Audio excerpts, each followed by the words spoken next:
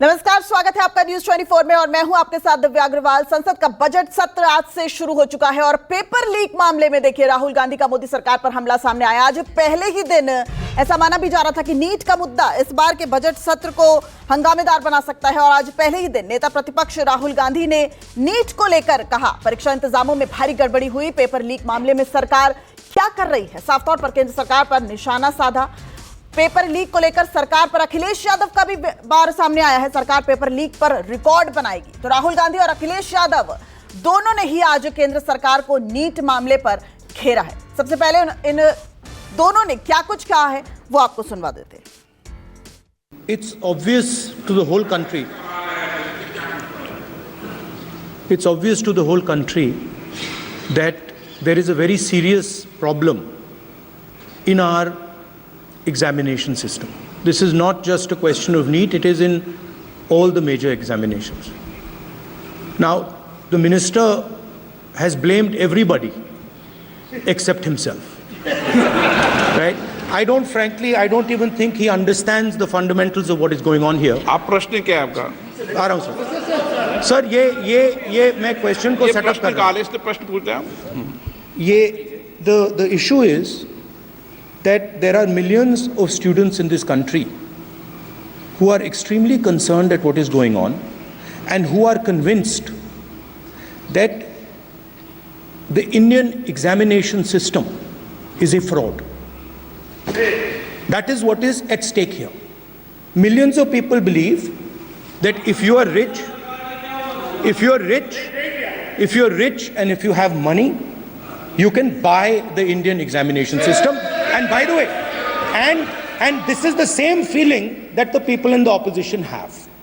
And that is why we are asking some very simple questions to Honorable Minister. Number one, as this is a systemic issue, what exactly are you doing to fix this issue at a systemic level? Yes. That's the first question. Okay. अध्यक्ष महोदय, ये सरकार किसी और का record बनाए ना बनाए, लेकिन पेपर लीक का रिकॉर्ड जरूर ये सरकार बनाएगी। अध्यक्ष महोदय, मुझे इसके बैकग्राउंड में नहीं जाना है कि पूछें। अध्यक्ष महोदय, मुझे बैकग्राउंड में नहीं जाना है कि कब कैसे किस संस्था को बनाया गया है। पूरे देश के छात्र इस पे आंदोलित थे। लगातार अखबार और सीबीआई की जांच के बाद चीजें सामने आ रही हैं, लोग पकड़े जा रहे हैं, जेल भेजे जा रहे हैं। मैं अध्यक्ष महोदय आपके माध्यम से पूछना चाहता हूं मंत्री जी से, क्या सेंटर वाइज जिन बच्चों को सबसे ज़्यादा नंबर मिले हैं, क्या उसकी सूची जारी करेंगे? 30,000 सीटें जहां हैं, कई सेंटर अध्यक्ष महोदय ऐसे हैं जहां 2,000 2,500 बच्चे पास हो गए हैं। सरकारी सीटें 30,000 हैं, कई सेंटर में 2,000 से ज्यादा पास हो गए। कई प्रदेश के ऐसी जगह है जहां पर कुछ सेंटर से 600 से 650 से ज्यादा सबसे ज्यादा नंबर हैं। और अगर वो संस्था इतनी क्रेडिबल थी तो अध्यक्ष महोदय जिन सेंटर्स पे ये परीक्षा हुई उन सेंटर्स का इंफ्रास्ट्रक्चर क्या था? क्या मंत्री जी ने जानकारी की थी इस बात की? अध्यक्ष महोदय, मेरे आपके माध्यम से एक ही निवेदन है कि बिना ये मंत्री जी रहेंगे तो न्याय नहीं मिलेगा बच्चों को। वहीं राहुल गांधी के इस बयान पर शिक्षा मंत्री धर्मेंद्र प्रधान का पलटवार भी सामने आया। संसद में धर्मेंद्र प्रधान ने कहा, पूरी व्यवस्था पर सवाल उठाना गलत है। सरकार ने पेपर लीक कानून बनाया है, मुझे किसी से सर्टिफिकेट नहीं चाहिए। धर्मेंद्र प्रधान ने अखिलेश के बयान का भी जवाब दिया और कहा कि मुझे किसी के सर्टिफिकेट की जरूरत नहीं है। सरकार ने पेपर लीक पर कानून बनाया है, लेकिन पूरी परीक्षा व्यवस्था पर गड़बड़ी और फ्रॉड का आरोप लगाना बिल्कुल दुर्भाग्यपूर्ण है।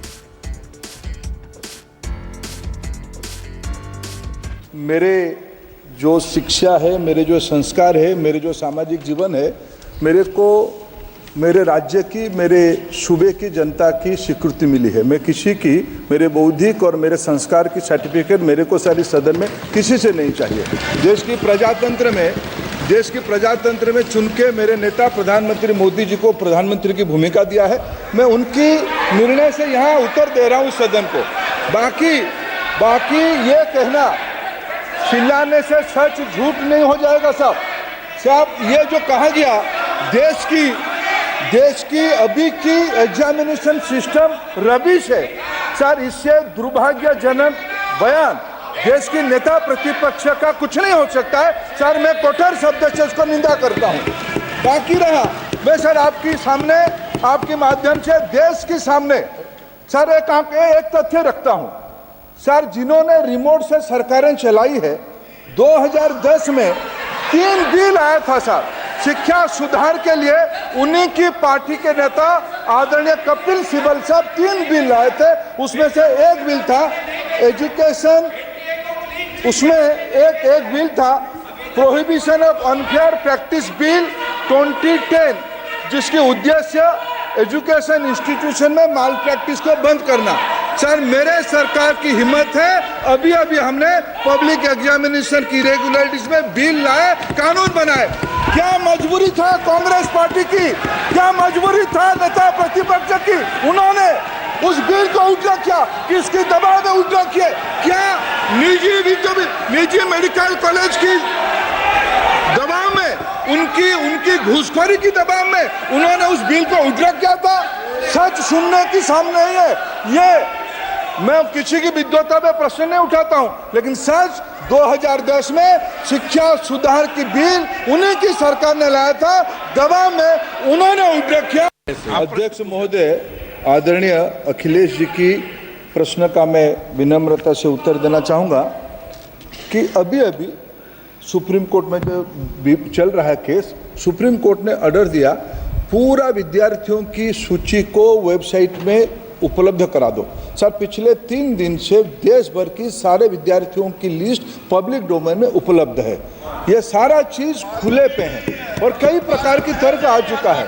सर मैं एक अभी उसमें केरल के विद्यार्थी भी अच्छे किए हैं, क्या हम ये कहेंगे भी वहाँ भी कुछ गड़बड़ी हुई थी?